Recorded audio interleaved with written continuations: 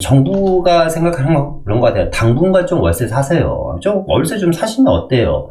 2년이고 3년이고 월세 사시다 보면 우리가 또 세월이 좋아지면 언젠가 또 대출 해줄 줄 압니까? 그러니까 일단은 조용히 하시고 월세 좀 살고 계세요. 정책의 실패로 인해서 이런 상황이 일어난 건데 이거를 고스란히 국민들이 떠나야 된다.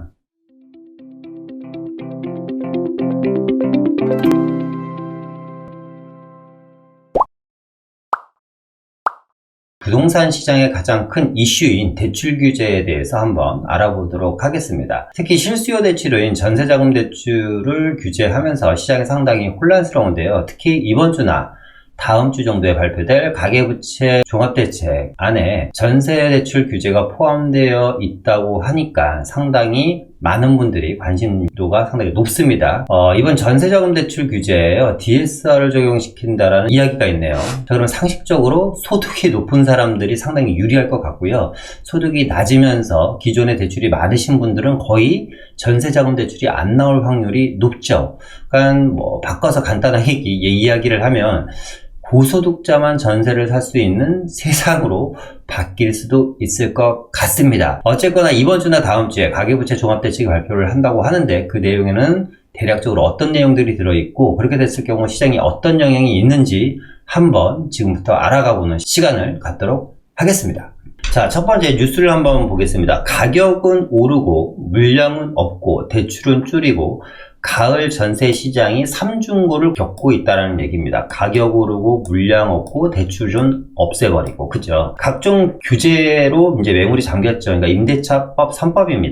그러니까 3기 신도시 청약 수요들이 지금 계속해서 전세를 전전하고 있죠. 청약을 받으려면 집을 사면 안 되니까 3기 신도시 청약 수요만 해도 수백만이 되지 않을까라는 생각이 드는데, 어쨌거나 이 어마어마한 3기 신도시 청약 수요에다가 학군 수요까지 겹치면서 지금 수급불균형 현상이 상당히 높아지고 있다는 것과 전세값 상승이 그럼으로 인해서 계속되고 있다. 전세대출 규제 가능성이 높아져서 시장 불안은 계속되고 있다. 앞서 얘기한 것처럼 가계부채 종합대책 안에 전세대출 규제가 포함될 것 같다고 말씀드렸죠. 그러다 보니까 시장에는 이런 얘기가 많네요. 월세로 가라는 거냐. 전세대출 규제 영향 속에 타는 실수요자. 그러니까 내가 가진 돈은 2억이고 전세는 4억짜리 사는데 2억 정도로 전세자금 대출을 받아서 계속해서 이제 전세 생활을 했단 말이에요. 정부가 집을 사지 말라고 하니까, 집값이 떨어질 거라고 얘기하니까. 그런데 집값은 계속해서 오르고 잘 살고 있는 전세자금 대출마저도 이제 상환을 하라고 압박이 들어옵니다. 근데 지금 나는 4억짜리 전세에 살고 있는데 시장에 나가보니까 전세는 이미 7억이에요. 그러니까 전세자금을 더 받아도 사실상 전세를 살 수 있을지 못 살지 이런 상황 안에서 기존 대출은 상환하라고 하고 전세 대출은 안 해준다고 하니까 말 그대로 그냥 월세 살라는 거죠. 정부가 월세를 권하는 것 같습니다. 자, 보면 은행권이 이제 줄줄이 가계대출 제한을 했죠. 그놈의 대출 총량제 때문에 실수요 전세 대출 규제 말아달라는 국민청원까지 지금 드디어 등장을 했다고 얘기하고요. 전문가들이 이 얘기 맞는 것 같아요. 시민들에게 대출 규제를 준비할 수 있는 충분한 시간을 줬어야 되지 않을까. 대출 규제를 준비할 수 있는 충분한 시간을 줬어야지 되는데 하루아침에 갑자기 전세 만기인 사람들도 있을 거고 이제 막 전세를 살려고 하시는 분들도 있을 거고 심지어 그러다 보니까 요즘 이런 이야기도 많이 나오잖아요.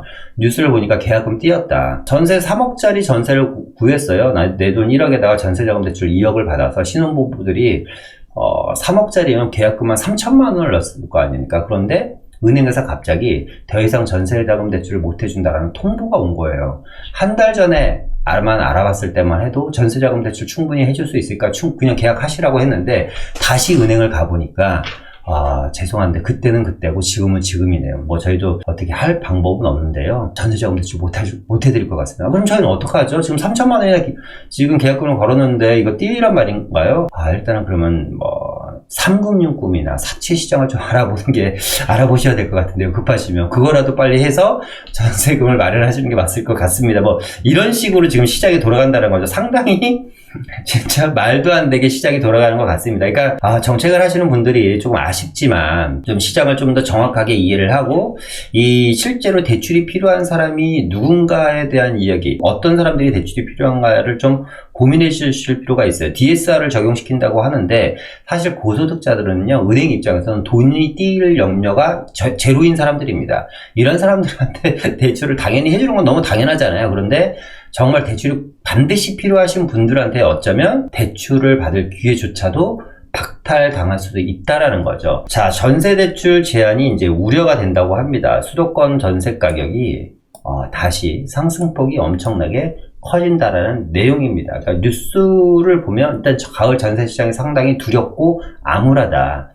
전세 대출 규제로 인해서 전세 물량이 상당히 줄어들고 그로 인해서 전세 가격이 상당히 큰 폭으로 상승할 거라는 내용입니다. 그럼 이런 생각하시는 분들도 계실 거 아니에요. 자, 그러면 전세 대출을 안 하면 시장에 전세 물량이 상당히 많이 넘쳐날 거고, 그죠? 그럼 전세 물량이 많이 넘쳐나면, 그러니까 전세 못 들어가는 사람이 많으니까 매물이 많이 쌓일 거 아닙니까, 그죠? 그러면 전세 물량이 많이 늘어나서 월세로 전환이 되면 전세 가격이 떨어지면 집값 안정에도 좀 어느 정도 일조를 하겠구나라는 생각을 하시는 분들도 계실 거예요. 그런데 시장을 한번 보겠습니다. 서울 아파트 월세 거래가요, 이미 40% 정도대로 전세 월세화가 가속화되고 있다는 겁니다. 각종 세금이라든가 대출 규제, 그리고 또 임대차법으로 인해서 전세 월세화가 가속되고 있다는 얘기입니다. 임대차법의 저주인가 세입자의 40%가 월세고요. 와, 이제 1,000만 원이 넘는 초가 월세 거래도 급증을 했다고 합니다. 강남과 성수동, 용산 같은 데는 1,000만 원이 넘는 초가 월세들이 수두룩하죠. 그래프를 보니까요, 9개월 만에 5건 중 2건의 거래가 월세가 진행이 됐고요. 가격도 뛰어서 가계부담이 급증했다는 겁니다. 그러니까 월세 가격, 전세 가격만 뛰는 게 아니라 월세 가격도 지금 널뛰듯이 상당히 높은 금액으로 뛰고 있습니다. 2020년 8월 달에 31%였던 월세 비중이요, 11월 달에 40% 정도 됐다가 다시 30%대로 떨어졌다가 한 40% 정도로 지금 계속해서 상승을 하고 있는 중인데, 아마 이 월세화가 더 빨리 진행이 된다면 월세 비중 수치는 계속해서 높아지지 않을까. 과거 이력을 보면요, 전세와 월세의 비중은요, 거의 8대2나 7대3 정도였습니다. 그러니까 월세 물량이 시장에서 차지하는 비율이 30%를 잘 안 넘었고요. 평균이 30% 정도? 에서 왔다 갔다 했단 말이에요. 그런데 이게 지금 계속해서 월세 거래 비중이 계속해서 늘어난다는 거는 다시 말해서 서민들의 생활고가 점점 힘들어진다는 겁니다. 자, 이 뉴스를 왜 보여드리는 거냐면, 이미 지금 월세화로 진행되는 과정 중에서 전세 가격은 계속해서 상승을 하고 매매 가격도 계속해서 상승을 하고 있다는 겁니다. 그러니까 전세 물량이 쌓여서 매매 가격이 떨어질 거라는 생각은 안 하시는 게 맞을 것 같아요. 왜냐면 집주인들이 다 알아서 뭔가 진행을 할 것 같습니다. 그리고 이제 이 월세화라는 게 우리가 알고 있는 보증금 500만 원의 월세가 얼마, 보증금 5천만 원의 월세가 얼마, 이런 게 아니고요. 지금 반월세가 상당히 많습니다. 그러니까 보증금 4억짜리인데, 4억짜리, 내가 집주인이에요. 그러니까 보증금이 4억이에요. 그런데 전세 시세가 한 6억으로 뛰어버렸어요. 그런데 이 사람이 지금 전세 4억에 살고 있잖아요, 임차인이. 2억 정도를 보증금을 못 맞히다 보니까 보증금 4억에 2억에 대해서 월세를 한 100만 원이라든가 이런 식으로 이제 받는 거예요. 100만 원을 받던, 50만 원을 받던, 70만 원을 받던, 그때 시장 상황에 따라서 받겠지만 이런 반전세가 상당히 많이 늘어나고 있다라는 겁니다. 그러니까 집주인들 입장에서는 크게 걱정할 일이 없는 거예요. 뉴노멀인가, 그러니까 새로운 시대가 시작되는가, 아니면 재앙인가. 그러니까 새로운 시대가 돼서 월세 시대로 우리가 앞으로 계속 살아갈 건지, 아니면 월세 시대가 오면서 많은 서민들한테 재앙이 될 건지에 대한 이야기를 담고 있는 화보인 것 같습니다. 어쨌거나 시장은 급변하게 변하고 있고요. 그러니까 우리가 생각하지도 못한 일들이, 진짜 상상하지도 못한 일들이, 상식적이지 않은 일들이 계속해서 시장에 출현되고 있어요. 여러분들 전세자금 대출을 규제할 거라는 상상을 한번 해보셨습니까?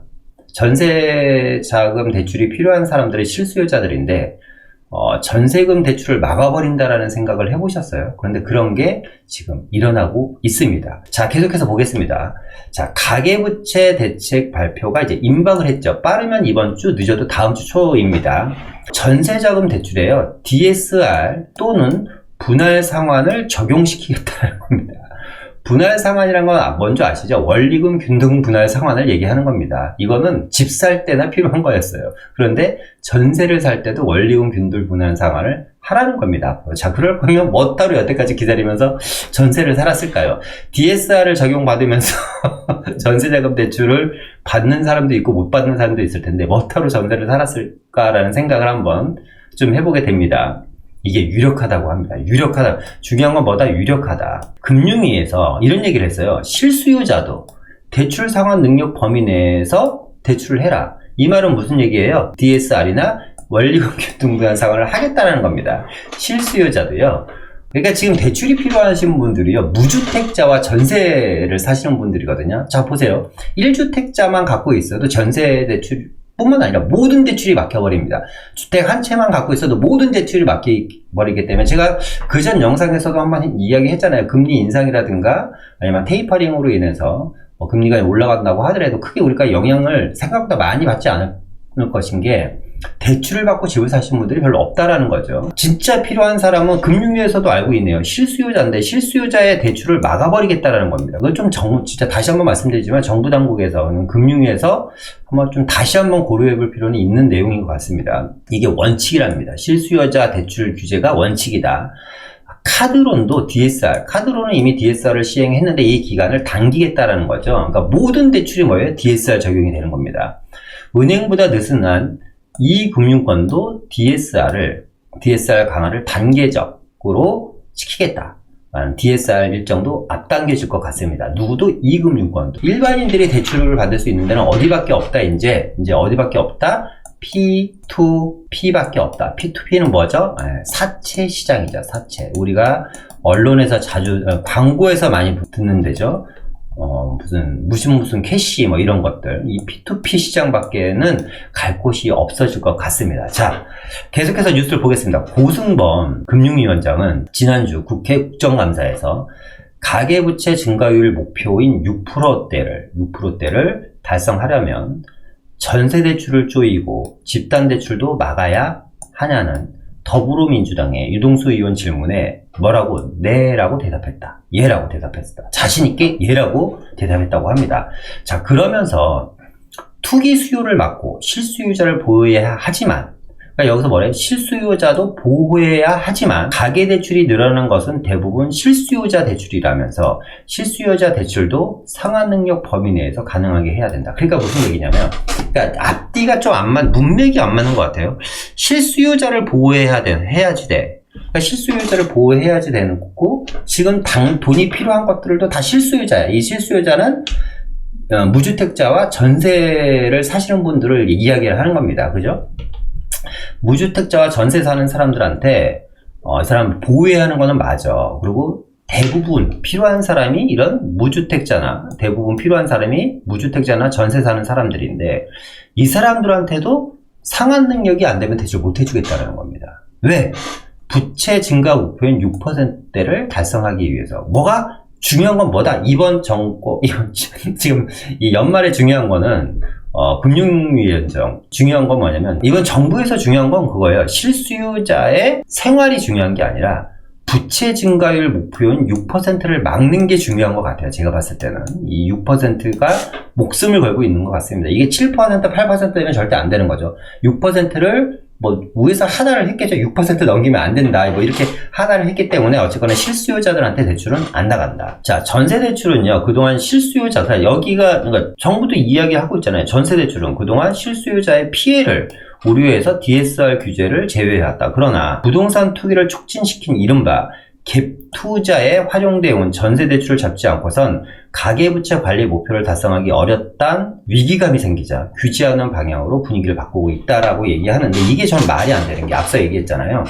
자, 제가 A라는 사람이 전세자금 대출을 받았어요. 그럼 전세자금 대출을 받아서 이 전세자금 대출로 갭 투자를 했습니다. 자, 아파트를 샀다라는 거죠. 아파트를 사서 갭 투자를 했어요. 그럼 어떤 일이 벌어지죠? 전세자금 대출 회수해야 되죠. 그러니까 전세자금 대출을 받아서 어떻게 갭 투자를 하죠? 차명으로 하나? 차명? 이것도 쉽지 않은데 사실상. 그러니까 이 내용이 사실상 시장을 잘 그러니까 본인 정부에서 대출 규제를 해놔서 1주택자인 사람이, 그러니까 내가 전세를 사는데 주택을 구입하면 여러분들도 아시겠지만 전세를 제가 살면서 주택을 하나 샀어요. 그러면 만기가 되면 어떻게 해야 되죠? 전세자금 대출을 다 100% 상환을 해야지 됩니다. 그러고 나서 전세자금 대출 다시 받을 수 있나요? 없죠. 그러니까 많은 분들이 지금 저희한테 와서 상담하시는 분들 중에 이런 분들이 많으세요. 월세 살면서 내가 갖고 있는 보증금으로 갭 투자를 할까요? 이런 고민을 하시는 분들 상당히 많거든요. 왜? 전세자금 대출이 안 나오니까. 그런데 어떻게 이 전세자금 대출로 갭 투자를 했는지 저는 방법을 모르겠어요. 근데 어쨌거나 정부에서는 그렇게 생각하시는 것 같아요. 그러니까 저는 핑계인 것 같은데, 그러니까 이 대출 증가율을 막기 위해서 이런 핑계를 대는 것 같습니다. 이런 핑계를 대는 것 같아요. 전세자금 대출이 갭 투자에 활용되니까 이걸 막겠다라는 겁니다. 그래서 정리하면 이런 거죠. 전세자금 대출도 어떻게 상환능력만큼만 해주겠다라는 거고요. 첫 번째는 전세대출도 DSR 규제를 하겠다. 두 번째, 분할 상환 방식으로 진행을 하겠다. 그러니까 전세자금 대출을 DSR 규제를 하겠다는 건 어떤 얘기예요?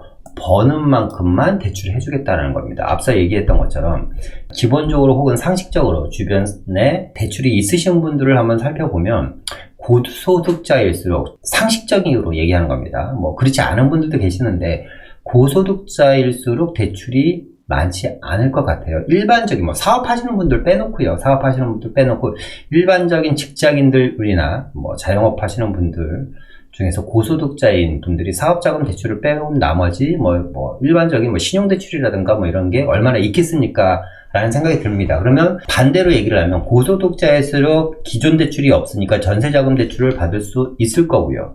저소득자일수록 생활고가 힘들다 보니까 각종 신용대출도 있을 거고 자동차 할부금도 있을 거고 이것저것 여러 가지 대출들이 많지 않을 겁니까? 그죠? 그런 분들한테는 뭐예요? 대출 안 해주겠다는 겁니다. 어떻게 해라? 월세 살아라. 월세로 죄송한데 당분간 좀 가십시오. 아까도 말씀드렸듯이 저 계약금 걸었는데 대출 안 해주면 어떡합니까? 이렇게 아무리 은행 가서 울고불고 해봤자 그때는 그때고 지금은 틀립니다 라고 얘기하는 거죠. 지금 그러니까 국민청원까지 지금 올라와서 이 난리가 난 거죠. 그러니까 정부가 생각하는 거 그런 거 같아요. 당분간 좀 월세 사세요. 월세 좀 사시면 어때요? 2년이고 3년이고 월세 사시다 보면 우리가 또 세월이 좋아지면 언젠가 또 대출 해줄 줄 압니까? 그러니까 일단은 조용히 하시고 월세 좀 살고 계세요. 우리도 지금 급해. 지금 가계부채가 이렇게 폭발적으로 증가해서 우리도 급하니까 일단은 월세 살고 계시다가 상황이 좋아지면 대출을 해주겠다라는 거니까 언제 평생 안 해주겠다는 거 아니잖아요. 일단은 월세 살고 계시다가 저 계약금 띄게 생겼는데 그러니까 일단은 사금융권 가서 일단 대출 받아서 일단 메꿔 놓으시고 금리 얼마 안 비싸 이러면서 진행이 될 것 같아요. 자, 두 번째 이것도 좀 기가 막힌 겁니다. 제가 봤을 때 분할 상환 방식. 매월 이자와 원금을 같이 상환하는 겁니다. 자, 전세는 계약 기간이 2년입니다. 우리 보통 아파트 주담대 받으면 분할 상환하잖아요. 원리금 균등 상환 방식으로 하는데 보통 20년에서 30년짜리입니다. 아파트를 사도 20년에서 30년짜리 원리금 균등 분할 상환으로 갚아 나가는데 2년짜리 전세를 살면서 분할 상환 방식으로 해라. 물론 2년 안에 다 갚으란 얘기는 안 할 겁니다. 이 중간에서 절충선을 해서 5년이고 10년 동안 원리금과 원금을 같이 갚아 나가라. 이런 식으로 할 가능성이 상당히 높은데, 아니 그럴 거면 내가 DSR 규제까지 받으면서 전세자금 대출을 받아야지 되고 원리금과 원금을 균등으로 분할해서 상환할 거면 왜 기다렸죠 여태까지? 지금 앞도 안 보이고 지금 진짜 앞이 깜깜한데 금리 인상으로 주택 가격이 떨어질 거다 이런 얘기도 오고 가고 있지만 저는 그렇지 않을 것 같고요. 일부 조정은 있을 것 같습니다만, 아니 주택 가격이 떨어진다고 하더라도 지금 4억짜리가 12억이 됐는데 혹은 13억이 됐어요. 4억짜리가 12억 13억이 됐는데 여기서 떨어지면 과연 4억은 안 될 거 아닙니까? 다시 한 10억 정도로 떨어질 수는 있다고 해요. 그죠? 왜 기다린 거죠? 집 사지 않고 기다리면 좋은 세상을 만들어 주신다고 하셨잖아요. 그리고 누구나 집을 가질 수 있는 기회를 주신다고 하셨는데 그거는 언제 일어날지 모르는 미래에 일어날 일이고 당장 나는 뭐가 중요해? 이번 달에 전세 계약 만료인 게 중요한 거예요. 그리고 내년 8월 달에 계약갱신 청구가 끝나는 게 중요한 거고, 이번에 시집하고 결혼을 해야지 되는 게 중요한 건데, 제가 늘상 말씀드리잖아요. 지금 배가 고파 죽겠어요. 쓰러지겠어. 지금 물 한 모금도 안 마시면 죽을 것 같은데, 야, 2년만 기다리면, 아니면 오늘 당장 내가 지금 빵 한 조각을 안 먹으면 영양실조 걸려서 죽을 것 같은데 6개월만 기다려. 내가 뷔페 사줄게. 혹은 일주일만 기다려. 뷔페 사줄게. 그게 무슨 의미가 있습니까? 뷔페가 뭐가 중요해요? 당장 1,000원짜리 500원짜리 빵 한 조각이 중요한 거지. 그죠? 지금 당장 급하신 분들이, 발등에 불이 떨어지신 분들이 엄청나게 많은데, 어쨌거나 전세자금 대출도 상환 능력만큼만 해주겠다고 합니다. 확정된 건 아니고요. 이렇게 될 가능성이 상당히 높다. DSR 규제를 하고 전세자금 대출도 분할 상환해야지 된다라는 이야기입니다. 보니까요, 서울 아파트 전세가 어마어마하게 떴네요. 1년 새 4억 8천짜리가 6억 2천이 뛰었습니다. 상승폭이 1년 전 대비 전세 금액이 3배가 뛰었네요. 엄청나게 많이 올랐습니다. 자, 강남구가 2억 5천 오른 11억 3천, 송파구가 2억 1천 올라서 올랐고, 강동구가 1억 9천. 1년 전 이야기입니다. 1년 전. 그러니까 일반인들이 2천만 원 1년에 만드는 것도 힘든데 1년 동안 2억 5천, 2억, 그러니까 평균 한 2억이네요. 2억. 1년 동안 앞서 얘기한 것처럼 2천만 원 모으는 것도 힘든데 1년 동안 2억이라는 돈을 모아야 된다? 다시 한번 말씀드리지만 왜 기다렸냐 이거죠. 왜 기다렸냐. 자, 상승폭을 주목해야지 되는데요. 지난해 2019년 대비, 그러니까 2020년입니다. 이 그래프 보면 2019년 7월, 2020년 7월인데요. 전체적으로 보면요. 2019년 7월 달에 4억 4,728만 원. 근데 7월 달에 4억 8,874만 원입니다. 1년 전 대비는 한 4천만 원 정도 올랐지만 2020년에서 2021년으로 넘어가면서 거의 1억 3천 평균이 올랐다는 겁니다. 송파구는 4배가 뛰었고요. 용산구는 5배, 관악구는 7배. 와, 노원구, 노도강 어마어마하네요. 노원구 전세가격 9배 높다. 그러니까 뭐냐면 이게 이제 계약갱신 청구가 임대차 3법이 발효된 이후에 이렇게 어마어마하게 뛴 겁니다. 계약갱신 청구권, 임대차법 처리 이후에 전세가격이 급등을 했다. 이거는 근데 누차 강조하지만 많은 전문가들이 임대차 3법 하면 안 된다. 정부는 잡을 수 있다고는 하지만 임대차 3법은 악법이 될 거고, 그로 인해서 임대차 3법으로 인해서 피해를 누가 다 본다? 임차인들이 그 피해는 고스란히 볼 것이라는 게 현실화가 됐습니다. 자, 그러면 이 전세 가격은 계속해서 과연 뛸까요? 가격이 오를까요? 아니면 보합이 될까요? 떨어질까요? 가격이 하락을 하기 위해서는 몇 가지 조건이 필요하죠. 대출 규제가 그 조건은 아닌 것 같습니다. 가격이 하락하기 위해서는 전세 수요가 줄어들든지, 지금 현재 상황에서, 아니면 전세 물량이 많이 늘어나야 될 것 같습니다. 그런데 인구가 갑자기 확 줄어들 수 있는 방법은 없으니까, 특히 서울 수도권 같은 경우는 더 그렇죠. 그러니까 전세 수요가 줄어들 것 같지는 않고 전세 물량이 기하급수적으로 늘어나는 일도 제가 봤을 때는 없을 것 같습니다. 왜? 지금 정부에서 공급하고 있는 각종 주거 안정 대책들이 결과론적으로 아직 확정 다 끝난 건 아니지만 거의 70-80%가 제대로 돌아가지 않고 진행이 되지 않고 있잖아요.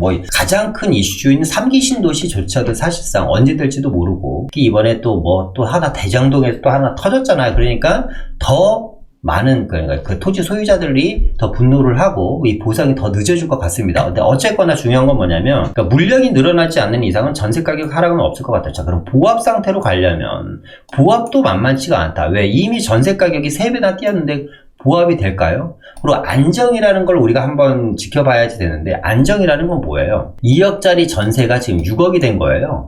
자, 여기서 6억에서 안정을 시킨다라는 건지, 6억에서 2억으로 다시 만들어서 안정을 시킨다는 거죠. 정부가 계속해서 주택가격 안정, 전세가격 안정을 시킨다라는 거잖아요. 주택가격 안정도 마찬가지야. 4억짜리가 13억, 14억이 됐는데 여기서 안정을 시킨다라는 건지, 그죠? 안정이라는 의미가 뭔지 모르겠어요, 저는. 다시 4억으로 돌려놓겠다라는 건지. 근데 이런 것들이 과연 쉽게 말 한마디로 이루어질까? 시장은 살아있는 생물과도 같은 것인데, 이렇습니다. 그래서 이 엑셀로 이렇게 쭉 만들어 놓아 있는 자료가 있는데요. 이걸 볼 필요는 없을 것 같고요. 여기 나와 있네요. 그냥 송파구는 4배 뛰었다. 전세, 이거 아파트 가격이, 매매 가격이 아닙니다. 전세 가격입니다. 용산구 5배 뛰었다. 관악구 7배 뛰었고, 노원구 9배 뛰었다. 자, 그러면 이렇게 한번 반대로 생각해 봅시다. 송파구가 전세 가격이 4배가 뛴다면 매매 가격은 어떻게 될까요? 용산구가 5배 뛰었어요. 노원구는 전세 가격이 9배 뛰었는데 매매 가격이 가만히 있을까요? 내년에 더 뛰고 내년 8월달이 진짜 무서운 내년 임차인들한테는 무서운 한 해가 될 텐데. 자, 문정부 들어서요, 서울 아파트 가격이 2배를, 평균 2배죠. 서울 아파트 2배를 상승했고요. 강북권이 최고. 야, 125% 올랐습니다. 강북권에서 125% 오른 구가 두 군데가 있죠. 성동구, 노원구가 거의 이 정도로 올랐습니다. 그러니까 문정부 출범 이후 아파트값 제곱미터당 가격이 2배 정도 올랐고 평균 아파트 매매 가격도 12억 원 돌파가 목전이었습니다. 그러니까 정권 초기만 해도 평균 아파트 가격이 한 6억대, 7억대였는데 이게 9억대로 올라가더니 10억대가 되더니 지금 12억대가, 정권 초기에 6억대였던 평균 아파트 가격이 12억까지 지금, 야, 2배가 뛰었네, 진짜. 그래서 2배구나. 그러니까 이렇게 보니까 2배네요. 그러니까 2배가 지금, 상승을 했다고 합니다. 자, 그러면 정부가 얘기하는 건 이거잖아요. 지금 집값이 너무 많이 뛰었고 전세 가격도 많이 뛰어서, 그리고 이제 대출도 많이 나가서, 근데 이 그러니까 집값이랑 전세 가격이 많이 뛴 게 앞서 얘기했던 건 예전에 다주택자 핑계를 많이 댔단 말이에요. 그런데 이제 다주택자들을 옥죄기 시작하고 다주택자들 핑계를 댈 게 없죠. 이제 다주택자들한테 할 수 있는 모든 규제를 다 하니까 더 이상 다주택자들한테 댈 수 있는 핑계가 없는 거예요. 그래서 지금은 이제 어디에다 핑계를 대는 거냐면, 제가 보니까 가계부채에다 핑계를 대는 것 같아. 우리가 대출을 너무 많이 해줘서 우리 잘못입니다. 정부가 얘기하는 거예요. 금융위에서 우리 잘못입니다. 우리가 대출을 너무 많이 하다 보니까 이렇게 많은 대출을, 나는 여러분들이 집 사는 데 쓸 줄 몰랐고요. 뭐 밥 먹고 생활하고 그냥 사업하는 데 쓸 줄 알았는데요. 이걸 다 집 사보는 데 써버렸네요. 글쎄. 그래서 우리가 이거는 도저히 안 될 것 같아서 대출을 좀 막아야 되겠습니다. 그래서 매매 시장에 대해서는 모든 대출 규제를 할 수 있는 건 다 총동원했죠. 그런데 남아있는 게 하나가 있잖아요. 뭐죠? 실수요 대출. 그죠? 무주택자에 대한 내 집 마련 대출과 그리고 전세자금, 이게 웃을 일이 아닌데 이야기 하다 보니까 자꾸 웃겨서요. 전세자금 대출이 남았는데, 야, 이것도 전세자금 대출도, 그러니까 전세자금 대출 받아서 왜 집을 사지? 갭 투자하네? 이것도 해주면 안 되겠다. 근데 집 없는 사람이 다시 한번 좀 되들어가서 전세자금 대출을 받아서 집을 샀다고 칩시다. 그 사람은 무주택자일 거 아닙니까? 그럼 무주택자가 집이 산 게 과연 저는 죄인가? 이 사람들이 집을 몇 채나 얼마나 사들였는지 모르겠지만 무주택자들이 집을 사들여서 이 난리통이 일어났나? 이건 아닌 것 같아요. 문정부 들어서 이렇게 아파트 가격이 많이 뛰는 것은 사실상 누구 잘못이다? 예, 정부의 잘못이죠. 정부가 정책을 오판하고 잘못하고 잘못된 길로 정책을 계속해서 많은 전문가들이 그 길은 아닙니다라고 외쳤지만, 정부가 우리 길이 맞다라고 생각을 해서 그 길로 계속 가다 보니까 여러 가지 착오와 다양한 시장의 불협화음들이 생기면서 이 상황까지 온 것 같습니다. 그런데 이거를 지금 모든 걸 누구 보고 감수해라? 지금에 있는 실수요자들이 좀 감수하십시오라고 이야기하는 것 같아서 저는 사실상 좀 안타깝습니다. 여러 가지로. 정리해보면 주택가격 상승이나 전세가격 상승 원인이 과연 누구 잘못이냐라는 거죠. 이렇게 주택가격도 많이 뛰고 전세가격 말할 수 없을 정도로 많이 뛰었는데 이 원인이 과연 대출을 많이 해준 그 잘못 하나만 갖고 그러는 거냐. 그럼으로 인해서 지금 당장 고통 속에 살고 있는 실수요자들은 과연 어떻게 보상을 해줄 거냐는 거죠. 나중에라도.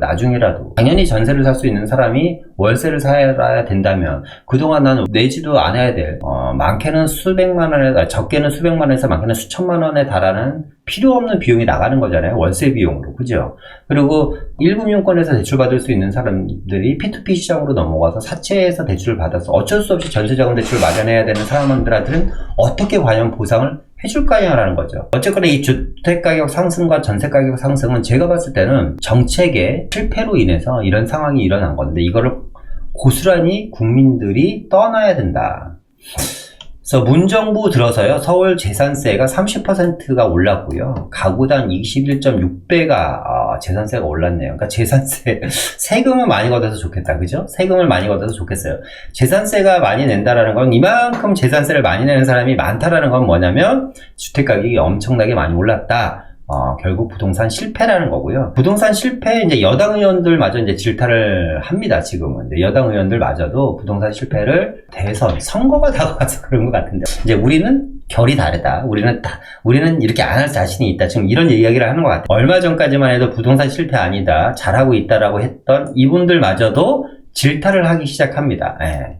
애꿎은 이분이 송구하다고 이야기를 하네요. 어쨌거나 부동산 실패를 여당 의원들마저 질타를 하는데, 과연 그렇다고 하면 이 전세대출 규제가 이 부동산 실패를 바로잡는 정답일 것이냐라는 거죠. 그건 아니라는 거죠. 앞서 얘기했던 것처럼 가계부채가 너무 많이 늘어나니까 이걸 옥죄려고 하는 건데, 대출 규제로 6% 대출 총량을 마친다. 이거 하나 의미 있게 올 한 해는 지나가는 것 같습니다. 전세자금 대출 규제로 6% 대출 규제 총량을 마친다. 요걸로 올 한 해는 마무리가 되는 것 같아요. 어쨌거나 전세대출 규제로 인해서 피해를 보는 많은 분들이 올해부터 내년까지 생겨날 것 같습니다. 그러니까 내년이 좀 문제인데요. 가을 전세 비상, 한 아파트에 5억, 10억 전세, 뭐 다 아시는 내용이죠. 내년 하반기에 패닉이 온다라는 겁니다. 왜? 내년 하반기에 뭐예요? 계약개시 청구가 내년 8월부터 만료가 되죠. 지금 그러니까 시장에서 보면 이런 거죠. 5억짜리가 계약개시 청구가 되어 있는 걸 뭐라고 그러죠? 이중가격이라고 그러죠. 그러니까 이중가격이 거의 고착화되어 있습니다. 한 아파트에 33평짜리 아파트가 전세가 5억짜리가 있고 10억짜리가 있는데, 이게 계약갱신 청구가 끝나는 내년 8월 달에는 어떻게 10억에서 끝날지, 이게 13억이 될지 11억이 될지 12억이 될지는 아무도 모른다. 그죠? 그러니까 내년에 만료되는 이 사람들한테도 대출 규제가 들어간다면 어마어마한 폭풍이 일어날 거고, 월세는 더 가속화될 거고, 필요 경비는 더 많이 늘어날 거고, 지출이 늘어나다 보니까 돈을 모을 기회는 점점 줄어드는 거고, 무주택자들이 내 집 마련 기회는 점점 더 잃어가는 그런 또 한 해가 될 것 같습니다.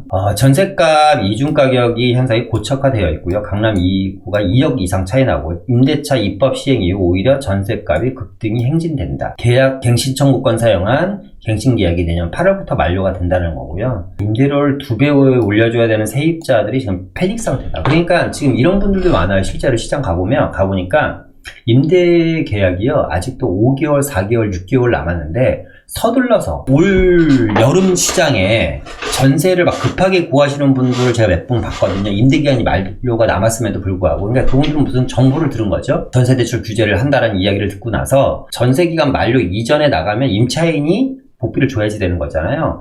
더 전세 가격이 많이 뛰기 전에, 고로 전세대출 규제하기 전에 서둘러서 만료 이전에도 전세 계약을 하신 분들이 꽤 되시는 걸로 알고 있어요. 제가 제 주변에만 해도 그런 분들이 있으시니까. 이런 분들한테는 다행인데, 아무런 준비 없이 그냥 넋놓고 그냥 본인 일에 사는 사업 또는 본인이 하고 계시는 직장 생활에 열심히 하셨던 분들은 시장에 대한 상황을 놓치신 분들한테는 어쩌면 큰 재앙이 되는 올 연말부터 내년 한 해가 되지 않을까라는 생각이 듭니다. 그러니까 제가 저희 직원들한테 항상 하는 얘기가 있어요. 열심히 하는 게 정답은 아니다. 그러니까 인생도 그런 것 같아요. 참 아이러니한 얘기인데, 열심히 사시는 분들이 다 잘 살고 잘 먹고 등 따쓰고 이렇게 좀 살아셔야지 되는데, 열심히 사는 것보다는 뭐 다 아시는 얘기지만 잘 살아야 됩니다.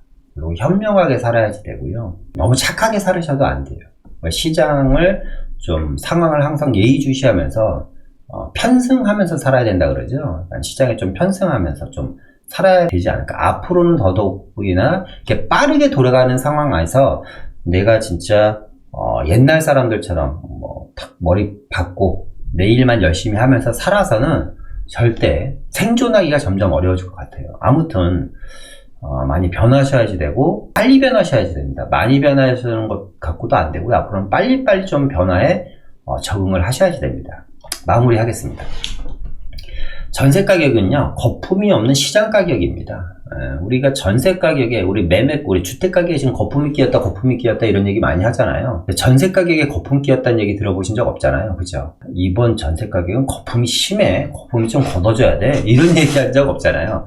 100% 착한 시장 가격이고, 시장에서 인정해주는 가격입니다. 무슨 얘기냐면, 전세 가격이 이렇게 폭등을 하고 대출 규제로 인해서 월세가 고착화가 되고 월세가 늘어나면서 전세 물량이 줄어들면 전세 가격이 더 많이 뛸 거 아닙니까?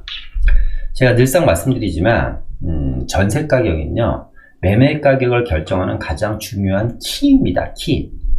매매 가격의 선행지수라고 하죠. 전세 가격은 매매 가격의 선행지수라고 합니다. 이렇게 거품이 없는 시장 가격인 전세 가격이 물량도 없고 가격이 계속해서 폭등한다면 여러분들이 생각하기에 올 하반기와 내년도 부동산 시장은 어떻게 될 것 같습니까? 저는 많이 오른 건 인정합니다만 정말 많이 올랐습니다. 인정하는 게 정도가 아니라 정말 많이 올랐죠. 그런데 부동산 정책에 정말 대혁신이 없는 한 내년 부동산 시장도 안심할 수 없다. 가격은 더 많이 뛸 수도 있을 것 같다라는 생각을 하면서 자, 오늘 이만 마치도록 하겠습니다. 자, 오늘 들으셨던 내용들이요, 여러분들한테 도움이 많이 되셨다면 좋아요와 구독, 알람 설정 부탁드리고요. 또 응원의 많은 댓글 부탁드리도록 하겠습니다. 다음에 더 좋은 영상으로 그리고 여러분들한테 깊이 있는 영상으로 찾아뵙도록 하면서 오늘은 이상 마치도록 하겠습니다. 감사합니다. 부동산으로 돈 벌고 싶으시죠? 남들은 10억 벌었다, 20억 벌었다 하는데 도대체 뭘로 벌었을까요? 아파트, 오피스텔, 빌라, 재개발, 재건축, 복잡하시죠? 어디에 투자해야 될지 모를 때 부동산 투자 전문가들의 힘을 빌려보시죠. 안전한 투자, 높은 수익률, 여러분의 미래가 미래가 바뀝니다. 바뀝니다. 여러분들의 미래가 바뀝니다.